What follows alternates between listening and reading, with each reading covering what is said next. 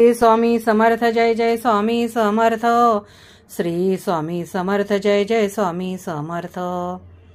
अक्कलकोट स्वामी या चॅनेलमध्ये मी तुमचं सगळ्यांचं मनापासून खूप खूप स्वागत करते आहे आणि स्वामींचरणी प्रार्थना करते आहे की तुमच्या सगळ्यांच्या इच्छा लवकरात लवकर पूर्ण हो आणि सगळ्यांना सुख शांती समृद्धी लाभो।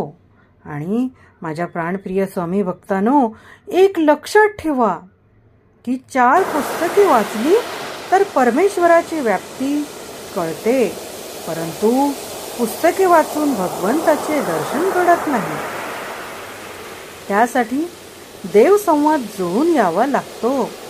अखंड नामस्मरण आणि अतूट श्रद्धा देव सानिध्य जुळवून देतात, एवढे लक्षात ठेवा। हे ग्रंथाचे काम नाही। आता आपण एक कथा पाहणार आहोत। यशवंत महादेव भोसेकर नावाचे एक देवस्थ ऋग्वेदी ब्राह्मण होते। देशस्थ ऋग्वेदी ब्राह्मण होते। नगर जिल्ह्यात ते सरकारी नोकरीत होते। अत्यंत सज्जन देवभोळे गृहस्थ म्हणून ते जिल्ह्यात प्रसिद्ध होते। लोकांना सर्वतोपरी मदत करण्यात त्यांना विलक्षण आनंद वाटायचा। एके रात्री त्यांना स्वप्न पडले। स्वप्नात एक तेजस्वी साधू पुरुष आला।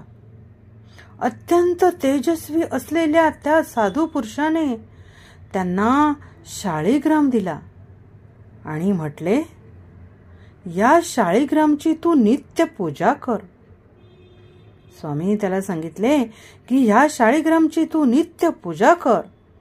या शाळीग्राममुळे तुला प्रपंच आणि परमार्थ उत्तम घडेल। प्रपंच आणि परमार्थ उत्तम घडेल म्हणजे तुझी साधू पुरुष म्हणून दिगंध कीर्ती होईल। स्वप्न संपले आणि एकदम जागे झाले आणि आश्चर्य म्हणजे स्वप्नात पाहिलेला शाळीग्राम त्यांच्या उशाशीच होता।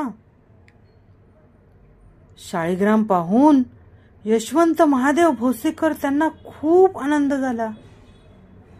त्या दिवसापासून त्यांनी शाळीग्राम आपल्या देवपूजेत ठेवला। शाळीग्राम आपल्या देवपूजेत ठेवून दिला आणि त्या शाळीग्रामची ते नित्य पूजा करू लागले। घरी जे जे पाहुणे येत त्यांना भोजन देऊन तृप्त करू लागले। त्याचा हळूहळू खूप गवगाव होऊ लागला।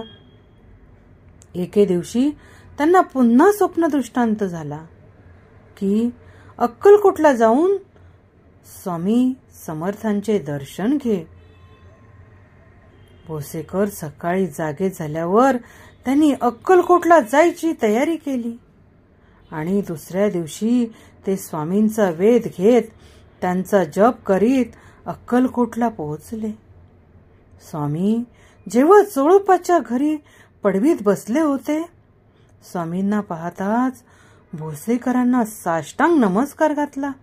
भोसेकरांनी स्वामींना साष्टांग नमस्कार घातला आणि त्यांना क्षणात आठवले की स्वप्नात येऊन शाळीग्राम दिलेले हेच ते तेजस्वी साधू पुरुष आणि त्यांना खूप खूप आनंद झाला।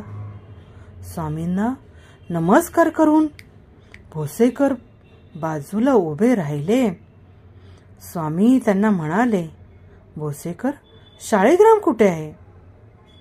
स्वामीने विचारलं, भोसेकर, शाळीग्राम कुठे आहे? स्वामी समर्थांचे ते तेज आणि आश्वासक स्वर ऐकून भोसेकर अतिशय आनंदित झाले। त्यांनी स्वामींना शाळीग्राम दाखविला आणि स्वप्न दृष्टांताची हकीकत सांगितली।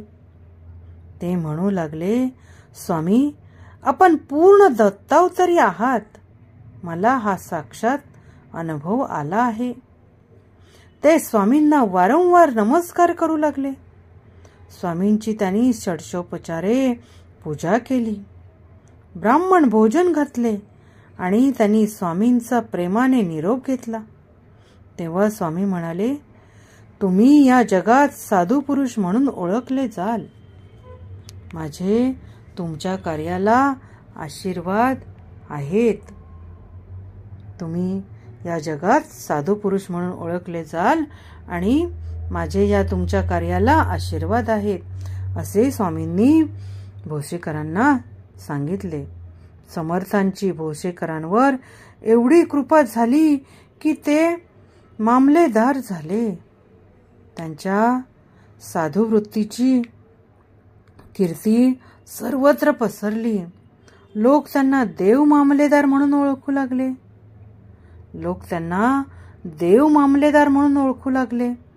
संतांचे गुण त्यांच्या ठायी विलसू लागले. स्वामींच्या अखंड कृपेचे देव मामलेदार हे उत्तम उदाहरण आहे. आणि अशा प्रकारे या स्वामींची कृपा झाल्यानंतर असे काही घडत असते. अशा स्वामींच्या अनेक लीला आहेत. आता आपण स्वामींचा कृपातारक मंत्र म्हणूया.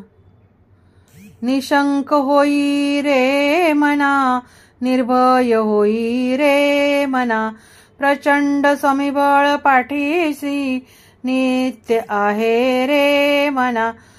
आतर्क्य अवधूत हे स्मरणगामी, अशक्य ही शक्य करतील स्वामी, अशक्य ही शक्य करतील स्वामी. थँक्यू स्वामी.